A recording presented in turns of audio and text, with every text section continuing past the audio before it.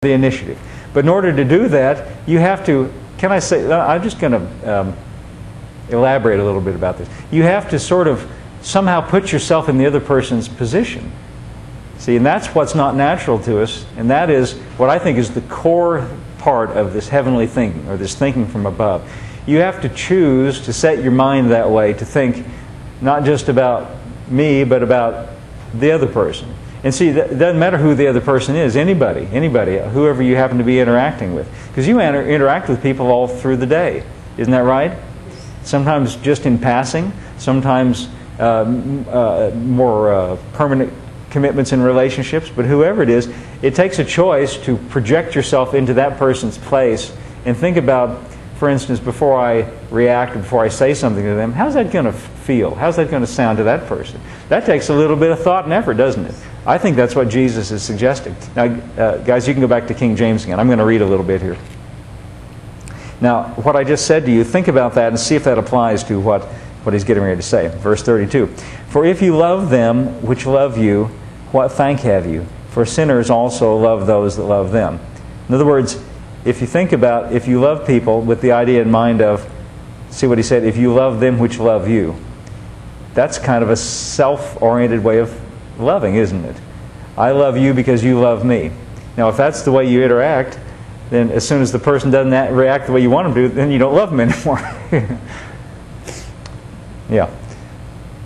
If you love them which love you, what thank have you? For sinners also love those that love them. In other words, it's natural to love when it's about you. And if you do good to them which do good to you, what thank have you? For sinners also do the same. In other words, if you do good, and then I'm thinking, I do good to you, you'll do good to me. I'm thinking really about myself. I'm not really thinking about you, am I? You see, that's what he's getting at. And if you lend to them of whom you hope to receive, what thank have you? For sinners also lend to sinners to receive as much again. See, no big deal about that. It's basically just an elaboration of it's all about me. But Jesus says, by contrast, here's what he says: but love ye your enemies. Now, what does he say enemies here? It's not just love your enemies and everybody else. Well, I don't have any enemies, so I'm off the hook. No, he's using the most extreme example, the hardest one, the hardest example, and then everybody else is somewhere not that far off. So love your enemies. That's the hardest one, the most difficult one. Love your enemies and do good and lend, hoping for nothing again. Now, he's not strictly saying here that you can't help somebody, if they're going to help you back again. He's not saying you can't do that, but he's just saying don't worry about yourself. Forget about you for just a minute and think about that person, and don't even think about what benefits you're going to get for yourself out of it. I thought of something funny. He talks about a little bit later here about, where does that come up? Where he says, if you do this, great is your reward. When I was in Bible school, there was student housing, and I didn't live in student housing because, well, I was married at the time, and we had cats, and we had our own house. We couldn't live in the student housing. But I had a lot of my friends that lived in the student housing at Bible school. And so I'd hang out with them and go visit them. And one of them, I went to look, he wasn't home, and I found him in the laundromat. They had a little laundry there. And he was doing his laundry, and I came over there with another friend, and we were just talking, visiting, and they were looking at what he was doing there, and they said, what are you doing? He said, well, I'm doing my roommate's laundry. Not mine, I'm doing my roommate's laundry. And the person that was with me said, oops, you told me, now you just lost your reward. Like, as though, anyway. Oh, it's when Jesus said, don't let your left hand know what your right hand is doing, So he said, I don't care, I don't want a reward, I just want to do my friend's laundry, But that's what Jesus is getting at here. Don't worry about yourself here. Love your enemies, do good, lend, hoping for nothing again. This is actually very liberating if you can get your mind... see, he's suggesting this is a way of thinking here. And your reward shall be great, and you shall be the children of the highest. For he is kind unto the unthankful and to the evil.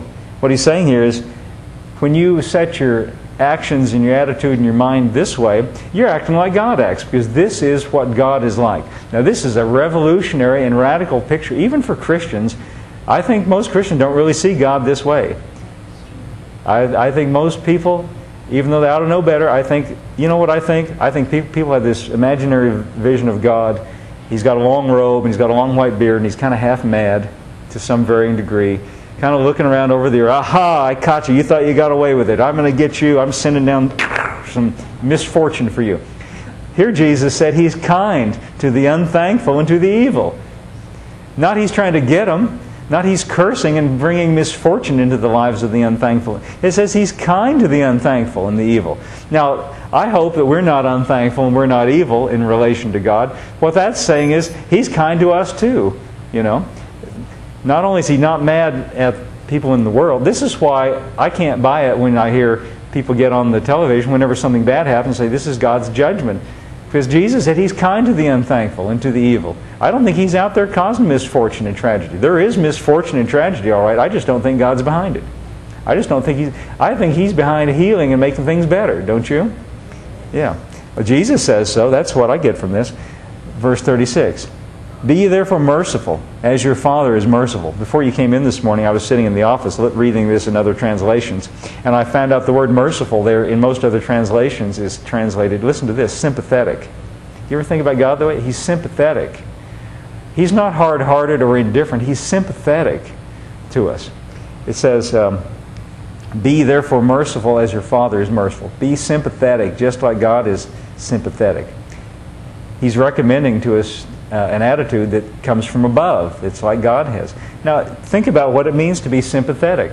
What does that mean? That means to empathize with another person, to identify with another person. Did you know it takes a choice to do that? Did you know it's not natural and not easy necessarily to always do that? You know what's natural is to think about, how does that affect me? It takes a choice, but what I found out is if you start choosing that, after a while it becomes more easy, more natural to do that. And let's go on reading. Be sympathetic, merciful, as your Father is merciful, sympathetic. What's the Amplified? I think the Amplified says that. I think I read it in the Amplified. Oh, okay. Be merciful, yeah, sympathetic, tender, responsive, and compassionate. I like that one, compassionate. Even as your Father is all these. I guess they got tired of writing it over and over to say all these. Okay, go back to King James. Let's read another one. Verse 37. Judge not, and you shall not be judged. Condemn not, and you shall not be condemned. Forgive, and you shall be forgiven. Did you know we read into this? Here's something we read into this that it doesn't necessarily say. Now just think with me for a minute. What we read into this is, don't judge somebody else and God won't judge you. Did you notice it doesn't say anything about God here? He's talking specifically about how we relate to other people, and projecting ourselves to the other person's position and seeing ourselves in the place of the other person. What I think, this is just my opinion, what I think he's saying here, don't judge the other person because you're the same. When you don't judge them, you're not judging yourself. I don't think he's saying God here. I think he's saying see yourself in the other person's place, and if I don't judge you, you're just like me. You know. In case you think I'm I'm not even going to turn there. Guys, give me Romans chapter 2, verse 1. In case you think I'm going out on a limb with this, notice what Paul says here. I'm coming back right away. Therefore thou art inexcusable, O man, whosoever thou art that judgest, for wherein thou judgest another, thou condemnest thyself, for thou that judgest doeth the same things. Sounds like Paul here has got that same thought, that we're not any different than... First thing is we can't afford to judge. Second thing is we're not the judge. Third thing is God's not about that anyway. Jesus said he's kind to the unthankful. Yeah. So, go back again to, where were we, guys? Luke chapter 6, verse 37. What I really think, I think Jesus is saying something very deep and very profound here, that beyond just the words themselves, I think he is saying, see yourself, be so sympathetic to other people that you wouldn't dream of judging them, because you really, it's yourself. Treat them like you treat yourself. That's what I think he's saying. Judge not, and you'll not be judged. Condemn not, and you'll not be condemned. Forgive, you shall be forgiven. It's as though when you're forgiving the other person, it's as though you're forgiving yourself, seeing yourself in that other person's place.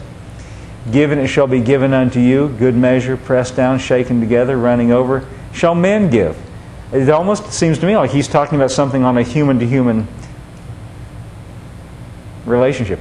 Given to your bosom, for with the same measure you meet, shall be measured to you again. I think I want to stop right there. That's a good thought. I want to read you something.